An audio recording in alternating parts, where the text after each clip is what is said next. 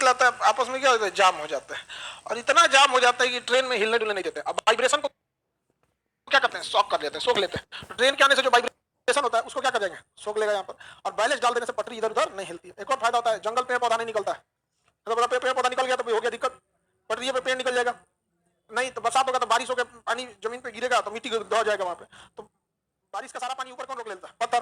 पूरा स्पीड पानी का घटा देता है, एक पत्थर से दूसरा तीसरा, पूरा 2 फीट इतना मोटा पत्थर होता है, जाते जाते पानी का स्पीड नहीं रहता, नीचे पहुंच कर। अब कौन सी माटी कट तो जा रहे हैं डगर के, चुपचाप क्या हो जाता है, डगर के चला जाता है।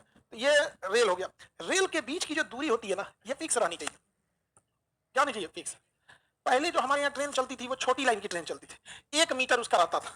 कितना रहता था, 1 मीटर, यानी 1000 mm, 1000 mm, क्योंकि दूरी को मिलीमीटर में नापेंगे, वरना मीटर में नापेंगे तो तनी मनी इतना आगे पीछे भी चल जाएगा, तो आगे पीछे के चक्कर में ट्रेनें उलट जाएगी, इसलिए मिनिमम से मिनिमम चीजों को नापते हैं। तो पहले जो छोटी लाइन की ट्रेनें चलती थी उसे कहा जाता था मीटर गेज। 2 पटरियों के बीच में गैप कितना रहता था, 1 मीटर, यानी 1000 mm। इसकी खराबी ये होती थी कि ट्रेन की साइज बहुत छोटी हो जाती थी और उसे छोटी लाइन की ट्रेन कहा जाता था। तो बाद में इसे बड़ा किया गया, ब्रॉड गेज। इसमें आपको गेज दिया है कि नहीं जी, नहीं दिया है क्या, 1676 mm कहीं लिखा है कि नहीं इसमें? अच्छा 2 नंबर पेज पे होगा, देखिएगा 1676 mm। तो इसे बढ़ा के कितना किया गया, 1676 mm, 1676 mm, यानी 1.6 मीटर, 1.6 मीटर। तो अब ट्रेन की चौड़ाई क्या हो गई है, ज्यादा हो गई है। यह है ब्रॉड गेज। कौन सा गेज, ब्रॉड। दुनिया में अब ज्यादातर ये कौन सी ट्रेन चलती है, ब्रॉड गेज। ज्यादातर कौन ट्रेन है, ब्रॉड गेज है। भारत में अब छोटी लाइन यानी मीटर गेज खत्म हो गया। ये क्या कहलाता था, मीटर गेज। 1 मीटर का होता था इसलिए मीटर गेज, और ये ज्यादा बड़ा होता है इसलिए ब्रॉड गेज। अभी इंडिया में सारी ट्रेनें कैसी है, ब्रॉड गेज। एक आध कहीं गांव कोना में बचल होगा मीटर गेज। मीटर गेज की ट्रेनें बहुत छोटी थी। कोई छपरा का है, छपरा से, एक छपरा जंक्शन से जो थाने के लिए रूट जाती थी या उस दूसरे साइड, वो पहले छोटी लाइन थी और उसको बड़ी लाइन कर दिया गया। अब 2014 में 15 में उसे 2015 में मीटर गेज को तोड़ के खत्म किया गया। छपरा स्टेशन के पास जो होंगे वहां पे देखेंगे पटरिया उखाड़ के फेंक दिया, और ट्रेनों सबकी छोटी रहती थी सब, ट्रेन के छत पे बढ़ जाता था। ट्रेन के छत पे उसके बस बराबर होती है सब, बहुत छोटी छोटी उसकी बॉगी होती है, क्योंकि लंबाई कम रहेगा, चौड़ाई कम रहेगी तो ऊंचाई भी कम बनाना पड़ेगा। ऊंचाई बढ़ाने के लिए आपको चौड़ाई भी तो बढ़ाना पड़ेगा, तो उसमें वो तो आपका अलग है, वो तो आपका नैरो गेज है, उससे और छोटी है वहां पे। तो अभी इंडिया में सब ट्रेनें कैसी हैं, ब्रॉड गेज, बड़ी लाइन की है। और उसके पहले क्या चलती थी, मीटर गेज। मीटर गेज मतलब छोटी लाइन, मीटर गेज मतलब अब ये किससे भी छोटा है, नैरो गेज।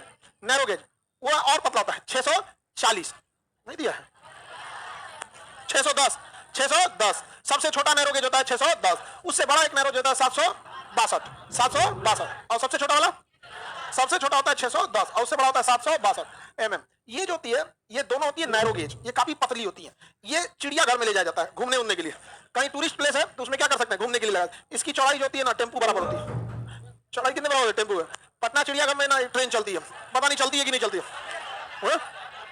पटरी है नहीं चलती होगी वहां पे। तो ये दोनों किसमें आता है, नैरो गेज में। एकदम खेलने के लिए टॉय ट्रेन जो होते हैं सब, वो किसके होंगे, सब नैरो।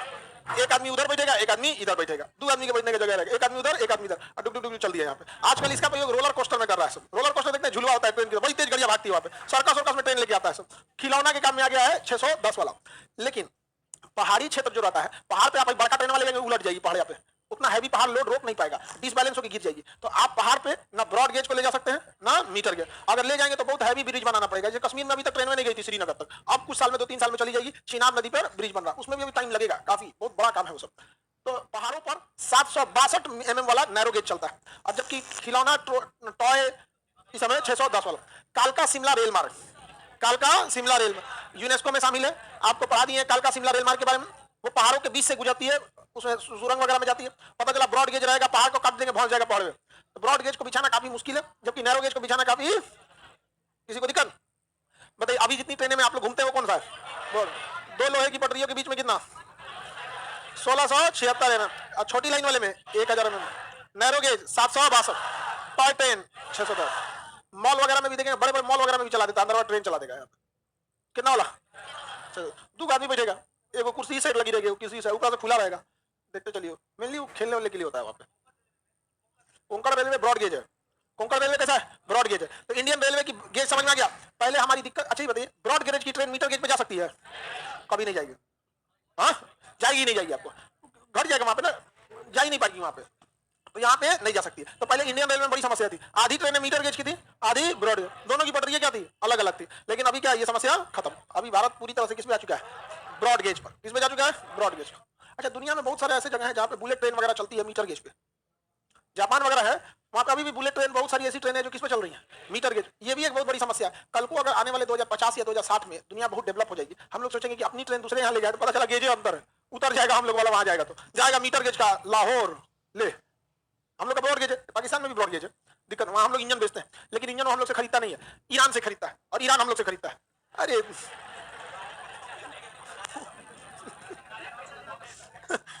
उधर से खरीद लेता है।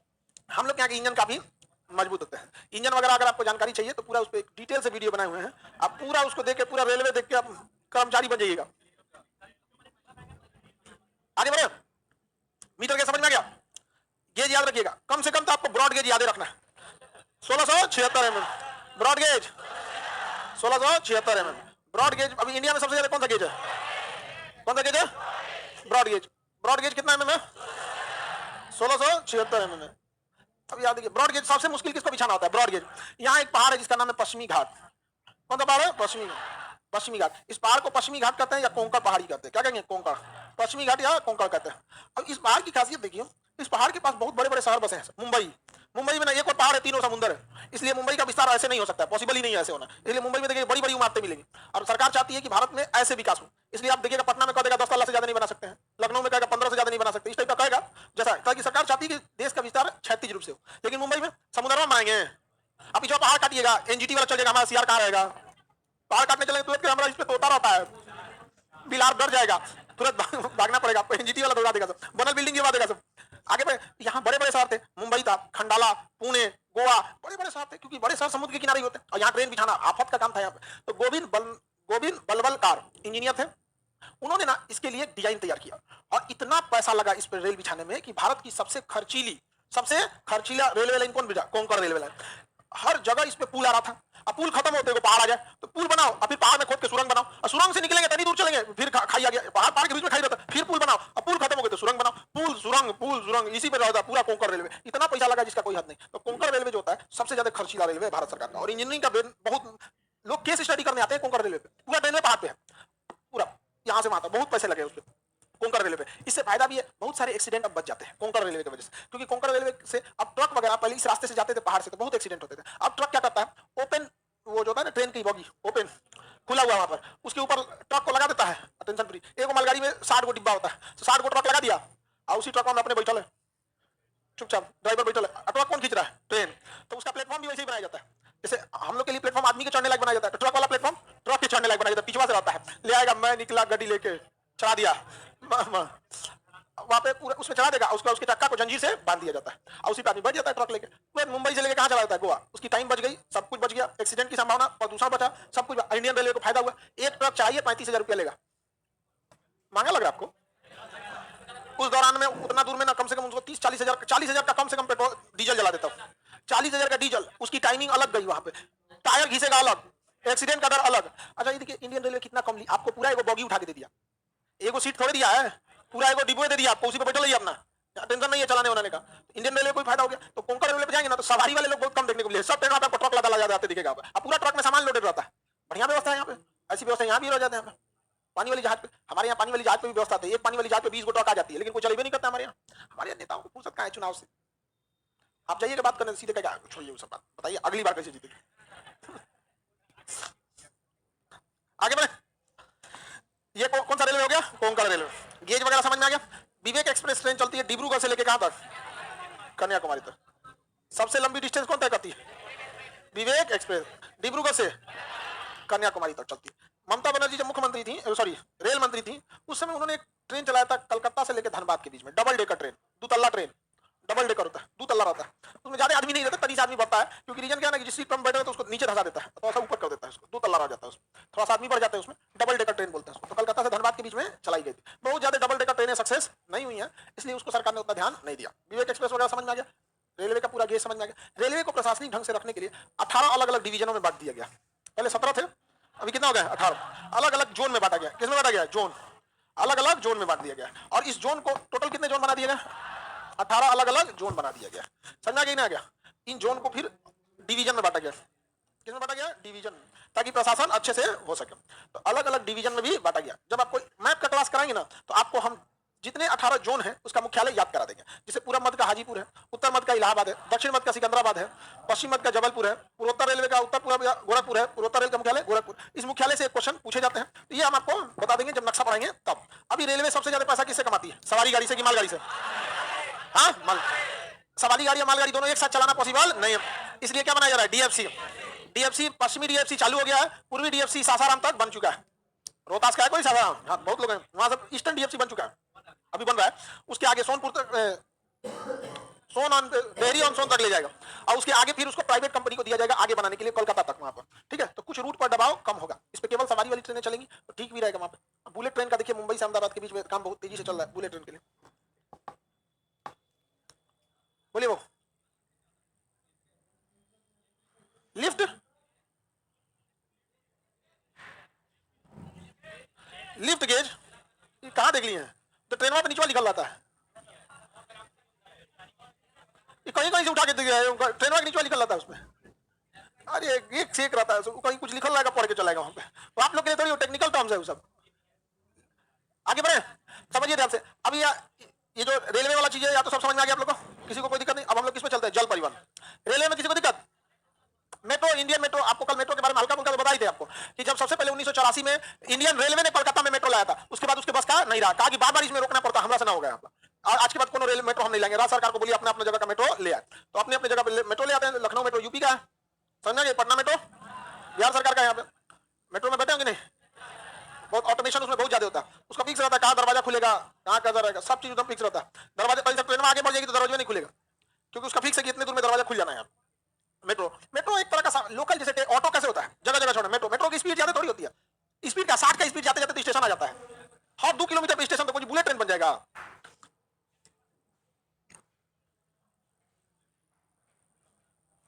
दिल्ली मेट्रो, दिल्ली मेट्रो की, दिल्ली की जान है दिल्ली मेट्रो। वहां पे दिल्ली के कुछ स्टेशन है, राजीव चौक, चावड़ी बाजार, कश्मीरी गेट। अच्छा, मॉर्निंग के टाइम 10 बजे को राजीव चौक पे चढ़े, चपा जाएगा बेचारा, नहीं चढ़ पाता आदमी, देख के छोड़ देता है, जाने तो उसको जाने तो यहाँ पे। और खटा खटाते रहती है 2-2 मिनट में वहाँ पे राजीव चौक। जितना ज्यादा मतलब रूट पे वो रहेगा, उस रूट पे ज्यादा ट्रेन वो भी चलते रहेगी। वहाँ रूट डिसाइड रहता है, मेजेंटा लाइन, रेड लाइन, ये लाइन, वो लाइन, दुनिया भर का अलग अलग हो रहता है। अब हम लोग चलते हैं जल परिवहन। बोलो बाबू।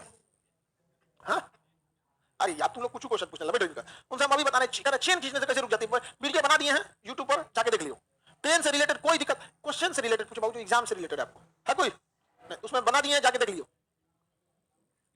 जल परिवहन, वायु परिवहन और सड़क परिवहन। हम आपको बता दिए सड़क परिवहन। आप देखते हैं हम लोग जल परिवहन। कौन सा परिवहन? जल परिवहन सबसे सस्ता है।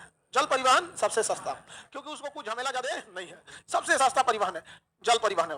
ना उसमें जाम लगने का झमेला, ना कुछ समुद्र में कोई कोना में खड़ा कर दिया तो जाओ तो खड़ा रहो यहाँ पे। और उसमें बहुत ज्यादा उसमें वो भी नहीं है। पावरफुल इंजन के लिए क्या है, ट्रेन में हैवी इंजन लगाना है। पानी वाली जहाज में भी बहुत बड़ा हैवी इंजन लगना है, लेकिन उसको तैरना रहता तो अपेक्षाकृत इजी रहता है यहाँ पर, और उसको खड़ा करना भी क्या आता है, आसान रहता है। तो जल परिवहन अभी दुनिया में जितने व्यापार होते हैं उस सारे व्यापार का 90% अकेले इंटरनेशनल व्यापार का, हमारे 90 से 95% इंटरनेशनल व्यापार का कौन कर लेता है? जल परिवहन। जल परिवहन करता है। तो जल परिवहन किसी भी देश के विकास के लिए बहुत जरूरी है, इसलिए लैंडलॉक कंट्री के लिए जल परिवहन खत्म हो जाता है। वायु परिवहन सबसे महंगा होता है, उससे आप व्यापार नहीं कर पाएंगे, और जल परिवहन सबसे सस्ता होता है, इससे आप आराम से कहीं पे भी व्यापार कर सकते हैं। इसलिए जल परिवहन को ध्यान में रखते हुए भारत में 13 बड़े बंदरगाह हैं। 13 क्या है? बड़े बंदरगाह, और 250 से ज्यादा छोटे बंदरगाह हैं। छोटे बंदरगाह राज्य सरकार के अंडर में आते हैं, और बड़े बंदरगाह केंद्र सरकार के। जैसे मुंबई बंदरगाह बहुत बड़ा है, हाँ। जैसे विशाखापट्टनम सबसे गहरा, मुंबई सबसे बड़ा, नावा शिवा सबसे आधुनिक, समझ गई कि नहीं आएगा। कांडला सबसे ज्यादा व्यापार के लिए प्रसिद्ध बंदरगाह, मुर्मुगांव पर्यटन के लिए, कलकत्ता बंदरगाह नदी पर स्थित है, अलग अलग बंदरगाह। चेन्नई बंदरगाह सबसे पुराना बंदरगाह। तो ये बंदरगाहों से क्वेश्चन हम आपको मैप के क्लास में याद करा देते हैं। कंप्लीट बंदरगाह किसमें याद करा देते हैं? मैप। समझा कि नहीं? कंप्लीट बंदरगाह किसमें बताए? मैप। सबसे सस्ता परिवहन जल परिवहन, कंटेनर लगाइए पानी वाली जहाज पे लाद के भेज दीजिए, जल परिवहन सबसे सस्ता होता है। अब इसमें हम लोग इनलैंड वाटर पे अब ध्यान दे रहे हैं। इनलैंड वाटर, इनलैंड वाटर मतलब होता है नदी पर, नदियों पे जहाज चलाने के लिए। तो नदियों पे जहाज चलाने के लिए हम लोग इनलैंड वाटर को ध्यान दे रहे हैं। जैसे हम लोग नेशनल हाईवे बनाए थे ना, NH, वैसे हम लोग नेशनल वाटर वे अब बना रहे हैं, NW। क्या बना रहे हैं? NW। अभी 6 ठो NW हम लोगों ने क्या कर रखा है? प्रस्तावित। हालांकि चलता किसी पे भी नहीं है, लेकिन बहुत ज्यादा इसमें पोटेंशियल है चलने के लिए। यहां पर जैसे अगर आप पटना से कोलकाता एक ट्रक भेजते हैं, मिनिमम आपसे लेगा 50,000। अगर लोडेड ट्रक है बड़ा वाला तो आपसे कम से कम कितना लेगा? 50,000 रुपया लेगा। लेकिन अगर वही नदी के रास्ते भेजते हैं तो 10,000, 10,000 कम लेगा। अब ये जो 50,000 लिया है ना, ये सामान महंगा नहीं हुआ है, ट्रांसपोर्टेशन है। अब आप बताइए, अगर कोई कलकत्ता से मछली आ रही है ट्रक से, कहां पे? बिहार। उस ट्रक में कितनी मछली है ये बाद में डिसाइड होगा, पहले उसमें 50,000 वो एक्स्ट्रा जोड़ देगा। किस चीज का? ट्रांसपोर्टेशन। ट्रांसपोर्टेशन। मछली हो जाएगी महंगी। बिहार से अगर कोई चीज जाना है, जैसे लीची जाएगा, तो लीची जाएगा, पता चला लीची है 40 रुपए किलो, यहाँ भेजा गया और लग गया उस पर कितना? 50,000 रुपया किराया। तो टोटल लीची पे 50,000 रुपया एक्स्ट्रा जोड़ देगा, तो 40 वाला लीची हो जाएगा 60 रुपया। कितना ज्यादा ट्रांसपोर्टेशन का कॉस्टिंग आता है। तो हमारे इंडिया में लॉजिस्टिक कॉस्ट बहुत ही ज्यादा है। ये लॉजिस्टिक कॉस्ट बहुत खराब चीज होता है। चाइना में लॉजिस्टिक कॉस्ट है 8%। कितना परसेंट? 8%। यानी जितना का सामान है उसमें 8% और जोड़ दीजिए तो वो उसके लॉजिस्टिक कॉस्ट में आ जाता है। जैसे 100 रुपया बनाए ना, तो कस्टमर तक भेजते भेजते वो सामान हो जाएगा 108। और हमारे यहाँ लॉजिस्टिक कॉस्ट अभी के डेट में है 25%, जिसे घटा के हम 18% ला रहे हैं। अभी के डेट में लॉजिस्टिक कॉस्ट कितना है? 25%। यानी अगर कोई सामान चाइना बनाता है और अपने बंदरगाह तक लाता है तो कितना हो जाएगा? 108। और वही सामान हम लाएंगे अपने यहाँ ले जाएंगे तो 125। तो हम लोग का लॉजिस्टिक कॉस्ट 25 है, इसे घटा के हम लोग कितना कर रहे हैं? 18। हालांकि हमारा उद्देश्य है, नितिन गडकरी साहब का उद्देश्य है कि इसे घटा के 9 से 10% के बीच में लाया जाए। तो काफी विजनरी इंसान है। बिहार को में उतना ध्यान नहीं देते हैं, बाकी हर जगह वो बहुत ज्यादा ध्यान देते हैं। सही बता रहे हैं आप। NH-19 हाजीपुर से छपरा 4 लेन है, 70 किलोमीटर सड़क बनाना है।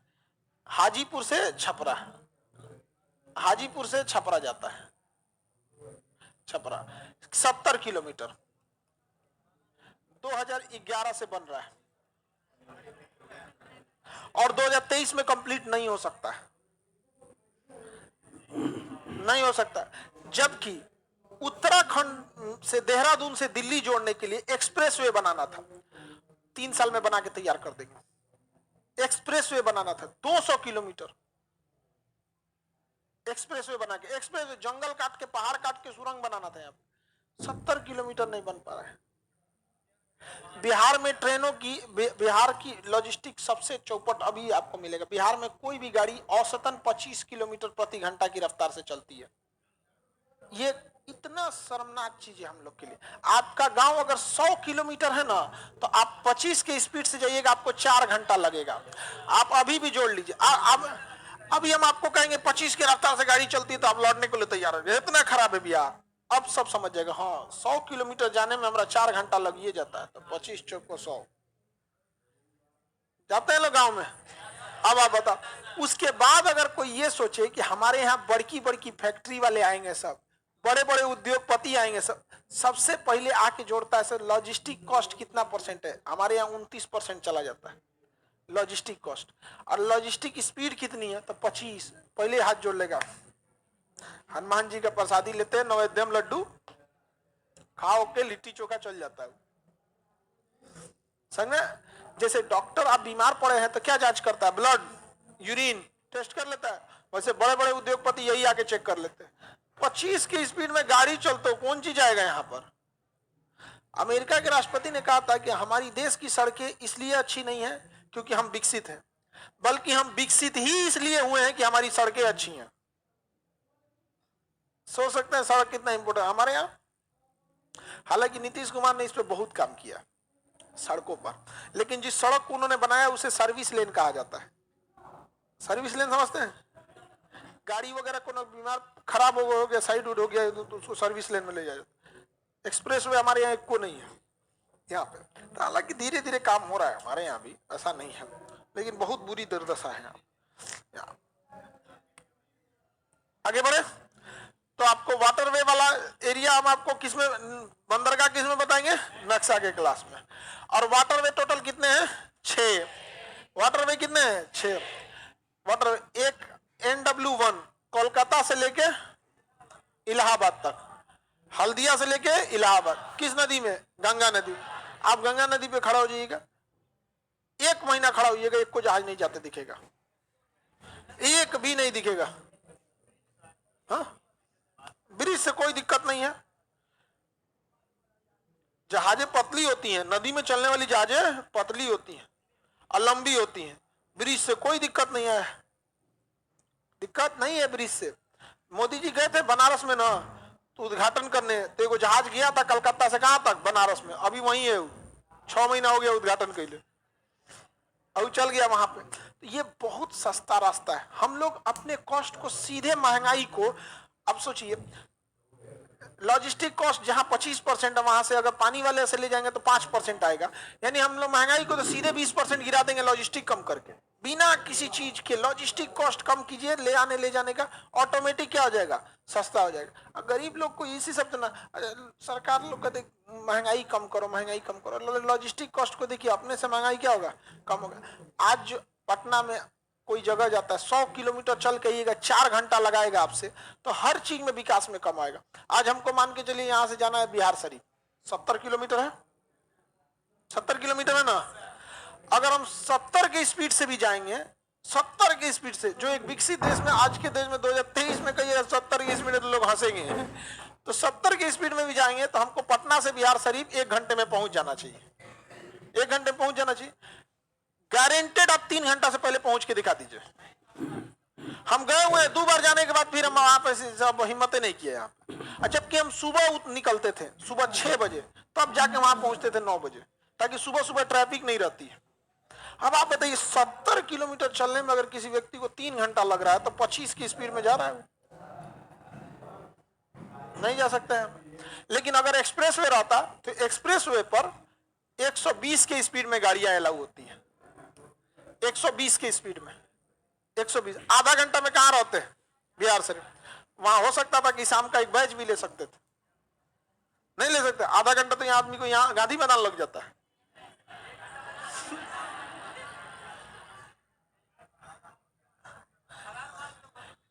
नागपुर से मुंबई के बीच में महाराष्ट्र समृद्धि महामार्ग है, इस पर 120 की स्पीड में गाड़ियां चलेंगी।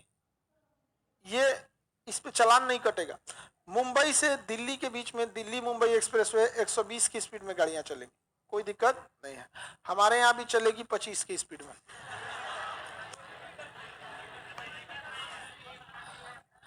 हम लोग को भी कोई दिक्कत नहीं है। हम लोग जिंदा रहने को विकास समझते हैं। सोचिए 10 से भाग दे दिया, 10 से नहीं भाग दिया, 10 से ना भाग दिया, तनी मनी बचाया है, 7-8 से भाग दिया है। आगे बढ़े। अब देखिए वहां कितने चल रही है, अब बताइए इस एक्सप्रेसवे की वजह से यहाँ की पूरी की कनेक्टिविटी 2 घंटे के अंदर ये लोग कहां पहुंच जाएंगे? मुंबई। टेंशन खत्म हो गया कि नहीं हो गया? जहां हमारे यहाँ तो नहीं, 6 घंटा से पहले कोई पटना से भागलपुर पहुंचे 7-8 घंटा लग जाता है कि नहीं? तो ये परिवहन बहुत जरूरी होता है किसी भी देश के।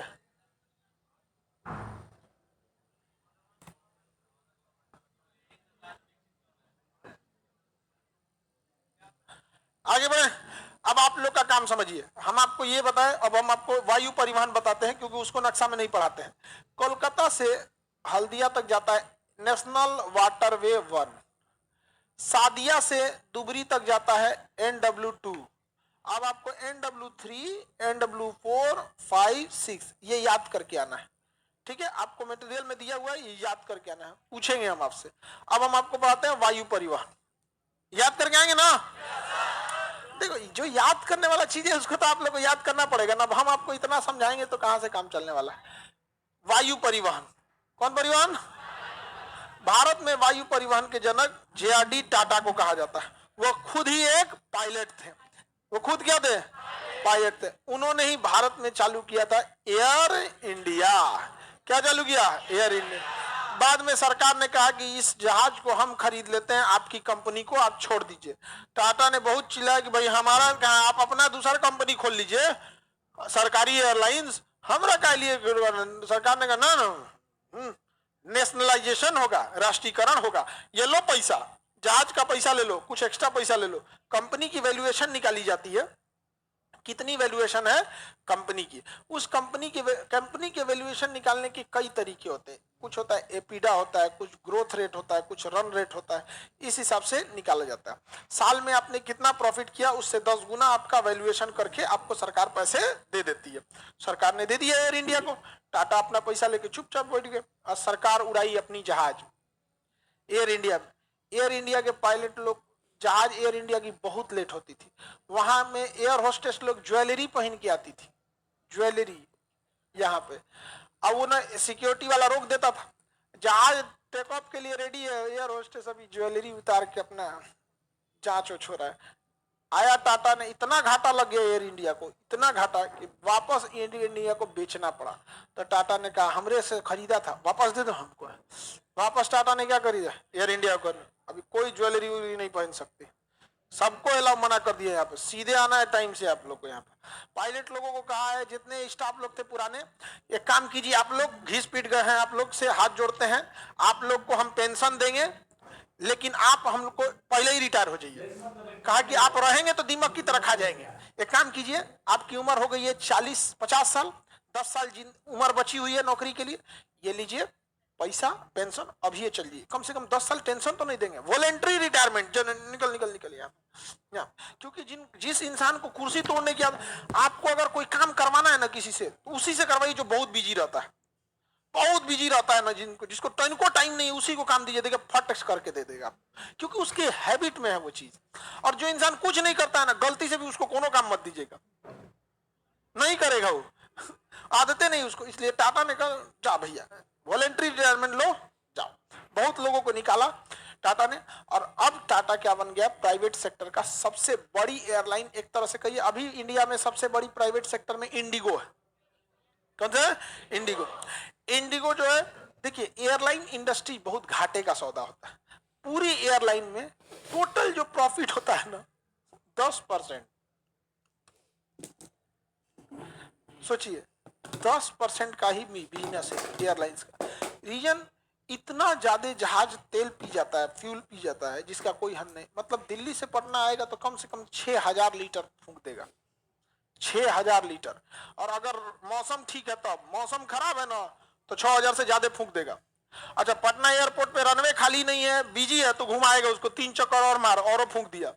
कोहरा है तो कह देगा भोपाल चल जाओ, बचल कसर कसर उजा ले जाकर फूंकवा दिया, फिर वापस ले आया। समझ में आ गया कि नहीं आ गया? बहुत झमेला होता है उस सबको, समझ में? तो सारा एयरलाइंस का खर्चा उसके फ्यूल पे जाता है। एयरलाइन बिजनेस बहुत फायदे का बिजनेस नहीं है। टोटल बिजनेस मॉडल दुनिया की जितनी भी एयरलाइंस है, उस सबका प्रॉफिट मार्जिन कितना रहता है? एवरेज 10%, किसी का 8 है, किसी का 6 है। अब सोचिए, अरबों खरबों रुपया लगता है, करोड़ों रुपए लगते हैं जहाज के लिए। 200 करोड़ का एगो इंजन आता है, जजिया का इधर और 200 करोड़ का उधर, 400 करोड़ तो इंजन में लेके घूम रहा है। बाकी जजिया में रहता कौन ची है? पाइप है गोल, कुर्सी लगल है, 3 गो एने 3 गो एने। मेन जहाज का सब कुछ जो है ना, उसका विंग्स है। विंग्स पे ही फ्यूल होते हैं। ये जो विंग्स होता है ना, इसी पे फ्यूल होता है, इसी पर स्पीड ब्रेक होता है, इसी पे फ्लैप्स होते हैं, इसी पे घुमाने बुड़ाने वाला होता है, सब कुछ इसी पे होता है, विंग्स पे ही। और इसी पे इंजन लटकल होता है। अब पिछवा एगो पोछिया निकल रहता है, स्टेबिलाईजर, वो भी बहुत जरूरी होता है, दाहिने बाएं घुमाता है। बाकी बीच वाला तो पाइप है, बैठने उठने का व्यवस्था, लाइट बत्ती है, डालने के लिए चाय कॉफी है। और कमांड कहाँ है? आगे है। बाकी जहाज का सब कुछ क्या है? विंग से। यही है सब कुछ मेन चीज यहाँ पर। तो जहाज काफी खर्चीला है, तो उसका बिजनेस, तो इंडिगो काफी प्रॉफिटेबल है, क्योंकि इंडिगो ना पैसा वैसा ज्यादा नहीं चार्ज करती, एक मिनिमम फेयर चार्ज करती, खाना वाना आपको नहीं देगी, पहले से आपको बुक करना पड़ेगा। बाकी एयर इंडिया घुसते खाना देगी सबको, सबसे पहले खाना। एयर इंडिया खाना बहुत अच्छा होता है, इंडिया में जितने एयरलाइंस है उसमें एयर इंडिया खाना बहुत अच्छा देता हो। आप बुक किए, आप पैसा बहुत महंगा नहीं लेता है, टिकट में ही ले लेता है उसी में, अब बहुत ज्यादा महंगा नहीं है लेकिन खाना ठीक ठाक देता है। तो अभी इंडिया में सबसे बड़ी एयरलाइन कौन है?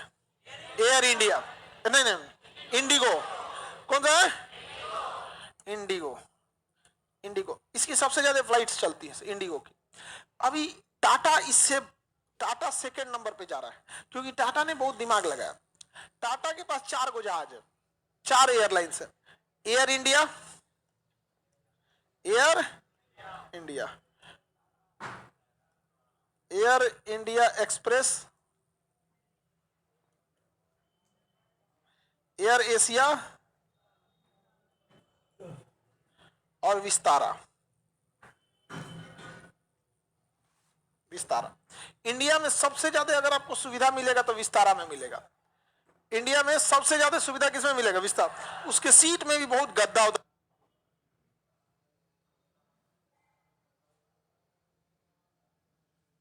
जोड़ा रहता है, पूरा बढ़िया से है भी एकदम विस्तार। आगे देखिएगा तो अगवा का 10 गो सीटवा थोड़ा सा जैसे पूरे जहाज में ऐसे जो सीट रहेगी ना पूरे जहाज में, हर चीज का वीडियो देखेगा तुम लोग, 3 इधर और 3 इधर रहता है। 3 क्या रहता है? 3 इधर और 3 इधर रहता है, लेकिन आगे की सीट में 2 गो रहता है। इसमें 2 गो रहेगा बिजनेस क्लास, इसमें बिजनेस। अच्छा एक एक तो जहाज है, कतर एयरलाइंस, एतिहाद एयरलाइंस, एमिरात एयरलाइंस, उसमें आपका बिजनेस क्लास सिंगल एगो रहता है, उसमें सावर और नहाने होने के भी पूरा दिया रहता है बढ़िया। तो किराया लेता है उसका 3 लाख। किराया कितना रहेगा? 3 लाख। 2 घंटा का कितना ले लेगा? 2 से 3 लाख ले लेता। अभी अब आप अपने से किराया समझिए, अगर आप पटना से दिल्ली आते हैं, पटना टू दिल्ली, पिछवा वाला नॉर्मल लोगों के लिए होता है 3-3 गो, इसे कहते हैं इकोनॉमी। पटना से दिल्ली का एवरेज किराया आएगा आपको 6000, हालांकि शुरू होता है 3500 से, लेकिन 2 महीना पहले बुक करना पड़ेगा। एवरेज किराया कितना आएगा? 6000, 1 हफ्ता पहले बुक करें। और बिजनेस क्लास का आएगा 20000, मिनिमम 20000। बिजनेस का कितना आएगा? 20000, और उसका 6000। बिजनेस में क्या रहेगा? वहां आपको 2 आदमी रहेगा, वहां भी वीआईपी लोग मिलेंगे। जॉर्जिया में तो वैसे भी वीआईपी मिलते, उसमें एकदम बड़का वीआईपी वाला मिलेगा। इसमें मंत्री जी लोग उसी में मिलते हैं। एक बार एगो मंत्री जी हमको वहां मिल गए, हम उनका पूरा रास्ता दिमाग खा गए, और बेचारा जाए कहां जहाज से छोड़ के। उनका उसमें कभी कभी अपडेट भी कर देता है जहाज को, कभी कभी मजबूरी होता है। आप बिलीव नहीं कि एक बार हम इसका किराया दिए थे 25, जिसका 6000 होता है, इमरजेंसी में जाना रहेगा ना तो इसका किराया एकदम भयानक बढ़ा देता है। इसे फ्लेक्सी फेयर कहते हैं। क्या कहेंगे? Flexi fair. आप जहाज 1 घंटा पहले बुक कीजिए ना, 1 घंटा पहले 25,000 से नीचे कोनो ना दिखाने वाला है। जितना लेट से बुक करिएगा उतने आपको महंगा, और जितना पहले बुक करेंगे उतना महंगा, क्योंकि जहाज का नियम होता है फ्लेक्सी फेयर। क्या कहेंगे? फ्लेक्सी फेयर कहते हैं। जितना टिकट बिकेगा उतना महंगा होगा। 10% टिकट बिका 10% महंगा हुआ, 20% बिका 20% महंगा कर देता है, और कभी कभी लास्ट में तो 3 गुना कर देता है, तो 300% महंगा कर देता है। अब सोचिए पटना से दिल्ली जाने का ऑन एन एवरेज कितना है? 6000, लेकिन 7000 के आसपास पकड़िए। अगर 1 हफ्ता 2 दिन पहले बुक कराएंगे तो 7000। पूरी यूपीएससी का कोर्स है 7000 में, 7500 में पूरा यूपीएससी का कोर्स है। 1.5 घंटा में उतार देता है, 1 घंटा 15 मिनट में दिल्ली उतार दिया। 1.5 साल का फीस 1.5 घंटा में उतार दिया। सबसे महंगा परिवहन, सबसे महंगा भारत में सबसे बड़ी एयरलाइन इंडिगो। इंडिगो सबसे बड़ी एयरलाइन समूह टाटा, टाटा समूह, समूह में टाटा समूह, क्योंकि एयर इंडिया उसका हो जाएगा एयर इंडिया। अभी ये लोग सबको मिला के मर्ज कर देंगे। मर्ज इसलिए कर देंगे क्योंकि एयरपोर्ट पे देखिएगा ना, इंडिगो की अगर विस्तारा की फ्लाइट आई है तो इसके सारे स्टाफ भाग दौड़ करेंगे, विस्तारा एयरलाइन जल्दी चलो ये। अब बगल में एयर एशिया वाला खड़ा रहेगा चुपचाप कि अभी हमारी जहाज थोड़ी लैंड की है, तो उसका 15 को स्टाफ टहल रहा है, अब विस्तारा वाला पगलाया है, अरे जल्दी चलो, कोनो कोनो कहा जहां तक घुस जाता है, कोनो लाइन में लग जाएगा, कोनो ऑस्ट्रेलिया के लाइन में लग गया, जाना था को भोपाल चल गया, ऑस्ट्रेलिया नहीं जा सकता है, टिकट चेक किया जाता है। तो टाटा को ना काफी घाटा लग रहा है, क्योंकि उसी कंपनी, दोनों कंपनी तो चारों उसी की है, उसकी कंपनी के 15 को स्टाफ एयर एशिया के है, चुपचाप देख रहे हैं गेट नंबर 6 पर, गेट नंबर 7 पे विस्तारा लगी है, उसका पूरा भाग दौड़ कर रहा है, दौड़ नहीं सकता है क्योंकि कंपनी अलग अलग है। तो वो लोग सोच रहे हैं कि 1-2 साल के अंदर धीरे धीरे मर्जर करके कोई एक कॉमन बनाएंगे, लेकिन वो इससे कतरा रहे हैं, क्योंकि लोगों की एक मेंटेलिटी क्या होती है, कहते हैं अरे बहुते घूमे एयर इंडिया में, तनी एयर एशिया देखते हैं कैसन है। तो चाहे ए जेब में पैसा डालो, चाहे ए जेब में पैसा डालो, चाहे इस जेब में, चाहे इस जेब, जाएगा टाटा के। तो लोगों की मेंटेलिटी देखेंगे ना, अरे बहुत है यार। अच्छा, ये लोग क्या करते हैं ना, इनकी बिजनेस स्टडी, ड्रेस भी अलग अलग होता है। विस्तारा में देखिएगा ना तो ट्राउजर टाइप का रहता है, मतलब नॉर्मल जो घर में महिलाएं पहनती है ना, मेनली वो वियतनाम का ड्रेस है, वो एक टाइप का, उस टाइप का एयर होस्टेस का। बाकी उसमें एयर इंडिया में देखेंगे तो एयर इंडिया में भी, एयर इंडिया में ज्यादातर देखेंगे कुछ वहां पे साड़ी पहनते हैं, तो भारतीय कल्चर को दर्शाते हैं, बहुत सही रहता है भारतीय कल्चर। हमारे एक जहाज तो कम से कम रहना चाहिए ना भारतीय कल्चर का, सही सुविधा में सही है, मैनेजमेंट में गड़बड़ था वहां पे, सरकार नहीं संभाल पाई। एयर इंडिया को देखिएगा टाटा दोबारा खड़ा कर दे। वही अगर देखेंगे एयर एशिया का अलग है, एयर इंडिया एक्सप्रेस का अलग है, तो लोगों की भी एक मेंटेलिटी रहती है। तो कंपनियां इस बात से कतराती हैं कि हम कुछ पैसा तो बचा लेंगे, मर्जर कर लेंगे तो कुछ पैसा बच जाएगा, कि एक ही स्टाफ जो है उस गेट पे लगी है, दूसरी जहाज इस पे, दूसरी जहाज उसका इस पे आता नहीं है, लेकिन मर्जर हो कुछ पैसा बच जाएगा। लेकिन फिर बिजनेस के पॉइंट ऑफ व्यू से थोड़ा गड़बड़ हो जाएगा कि एक को पूरा भर के जहाज हो जाएगी। ऐसे लोग सोचते हैं ना, अरे 4 बार इससे गए थे, अब इससे जाते हैं, अब इससे जाते हैं। लोगों को ना जहाज से घूमना ना एक शौक भी है। बरसात में जिन जना घूम गए, चाहे मौसम जब खराब रहता है ना, जब स्टॉर्म आया रहता है, तूफान उफान, और जब टर्बुलेंस दिखाएगा ना, तब समझ में आएगा यहाँ पे दोबारा ना बैठेगा कभी। बहुत बार ऐसा होता है, वहां पे खाना हाथ से गिर जाता है, अब उतना ऊंचाई पर ऐसे ऐसे होता रहता है, माई जान मान ज्ञान गुण सागर जय कपिस लोग सब देखिएगा ना, अगल बगल में होने लगते हैं, होता है। लेकिन सबसे सेफ माना जाता है हवाई जहाज की यात्रा को, क्या माना जाता है, सेफ, सबसे सेफ माना जाता है, क्योंकि सबसे गहन जांच किसकी होती है, सबसे ए ग्रेड की क्वालिटी किसमें लगाई जाती है, हवाई जहाज में, सबसे सेफ माना जाता है। लेकिन अनसेफ इसलिए करते हैं कि अगर एक्सीडेंट हुआ तो बचने की संभावना लगभग 0 हो जाती है। ट्रेन में क्या है कि दुर्घटना होती है तो बचने की संभावना रहती है। हालांकि अब हवाई जहाज भी क्या हो चुके हैं कि एडवांस हो चुके हैं, काफी लेवल तक क्या हो चुके हैं, एडवांस। तो दुर्घटनाएं भी बहुत एडवांस हो चुकी हैं। अभी 2014 में एक जहाज गायब हुआ था, पता ही नहीं चला। आपको याद होगा 2020 में एक केरल का एक एयरपोर्ट था कोझिकोड एयर इंडिया एक्सप्रेस आ रहा था जहाज, रनवे ओवरशूट कर गया, रनवे को क्या कर गया, ओवरशूट कर गया, और जहाज आगे जाके खाई में गिर गया। वो पहाड़ के ऊपर रनवे तो गिर गया, यहाँ पे जहाजिया 2 टुकड़ा में हो गया। ब्रेक मारते मारते मारते मारते ब्रेक लगा दिया था, लेकिन ब्रेक लगते लगते जहाज का अगला हिस्सा खाई की ओर जा चुका था, जहाज धाम से नीचे गिर गया, 2 टुकड़ा में टूट गया। बहुत लोग उसमें डेथ कर गए थे, एक पायलट भी। पायलट तो सबसे अगवे होता है, पायलट के आगे कुछ होता ही नहीं, पूरा जहाजिया यहीं बैठ बैठा है, शीशा जहाज खत्म, पूरा पीछे अगवे लेकर होता है, उड़ चुके हैं। अब पटना एयरपोर्ट, किसी भी एयरपोर्ट को कम से कम 9000 फीट होना चाहिए। कितना होना चाहिए, ये है 6900, यानी लगभग 7000 फीट है। कितना है, 7000 फीट। पटना एयरपोर्ट पे जब जहाज आती है ना, सख्त निर्देश होता है कि पायलट ही, कैप्टन जहाज उतारेगा, कैप्टन को जहाज उतारना पड़ेगा, क्योंकि उसके बगल में ट्रेनी पायलट बैठा होता है, फर्स्ट ऑफिसर कहते हैं उसे, फर्स्ट ऑफिसर। वो कैप्टन वो भी पूरा जहाज उड़ा लेता है, लेकिन अभी उसको सिखाता है, देख देखो ऐसे ना ऐसे। तो जो पटना एयरपोर्ट आता है, रुक जाओ तुम, अभी रुक जाओ, थोड़ा भरोसे ना छोड़ते यहाँ पे।